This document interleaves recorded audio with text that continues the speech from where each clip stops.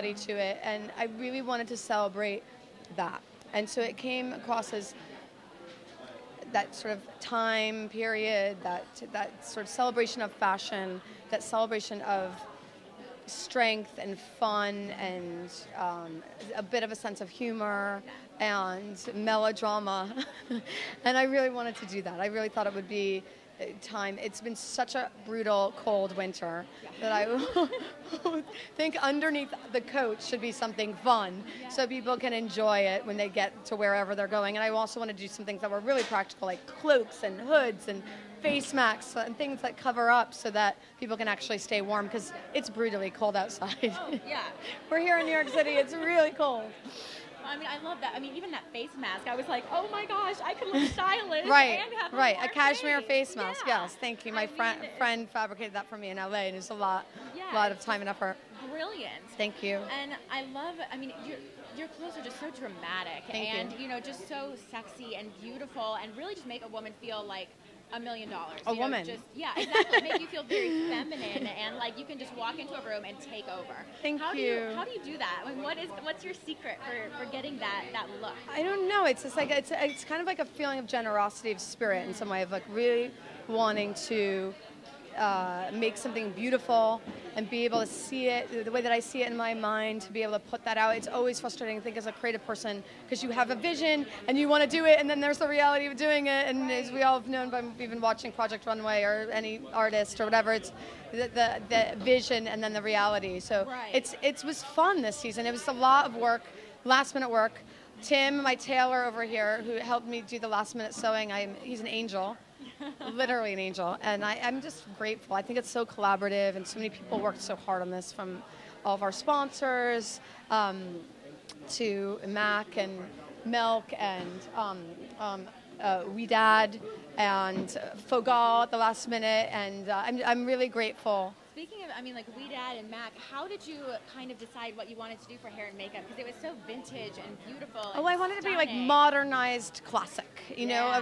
It's what I think I really appreciate, and this time it was very much inspired by a Helmut Newman photograph of a woman who had this kind of Veronica Lake, but it was brushed out. So I wanted that, and then the makeup came from Malcolm McLaren's Madame Butterfly, which was our first song, and if you've ever watched that video, it's like them in the steam room and steamy, and I love that kind of really melodrama with like sweat. Exactly. Like women who work hard. Yeah, I liked it. Who try hard and work hard, and that's kind of, you know, it was a little bit of an ode to that. Well, really, your clothes are for real women. And I love that unveiling things that you were able to, you know, we stay warm, but then have that sexy little dress underneath. Thank you. So it's really, you know, actually practical, which is amazing. You know? I feel like I have so much trouble getting dressed that I want to make it easier for everyone else. Exactly.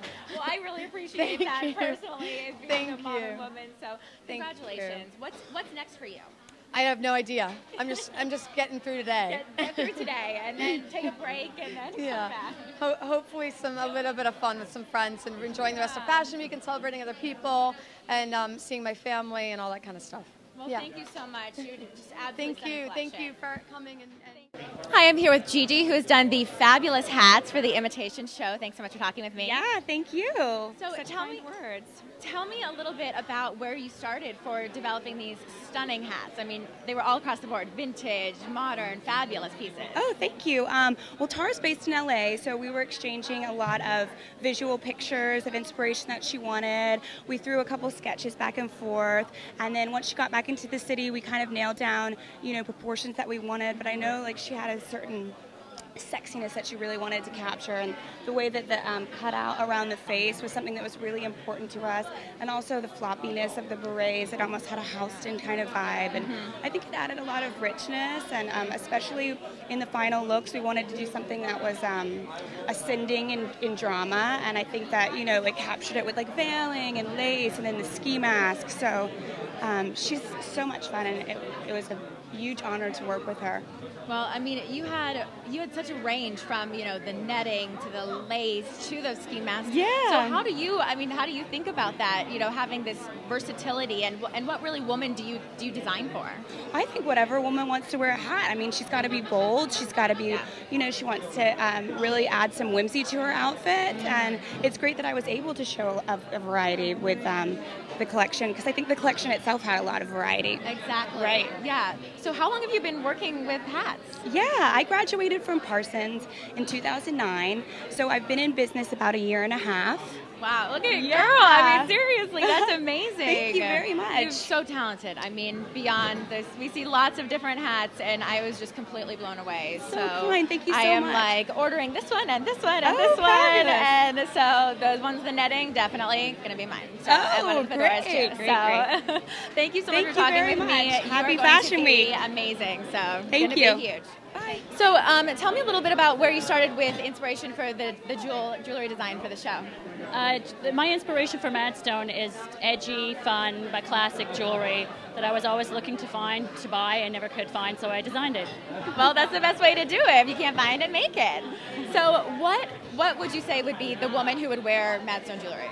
The woman who wears Madstone jewelry is edgy, she's into fashion, she's always looking for the new look. I use a lot of black gold that makes the gems pop, and it makes it contemporary and fun. Exactly. So what did you do with Tara to really have she has such a broad range of different styles. How do you find jewels that go with that? Well, this was a partnership, this wasn't a collaboration. This was my jewelry on her clothing, and it happens to work perfect and complement each other perfectly. Well, they really did. I mean, it was absolutely stunning pieces. So what's next for you? What are you looking to do?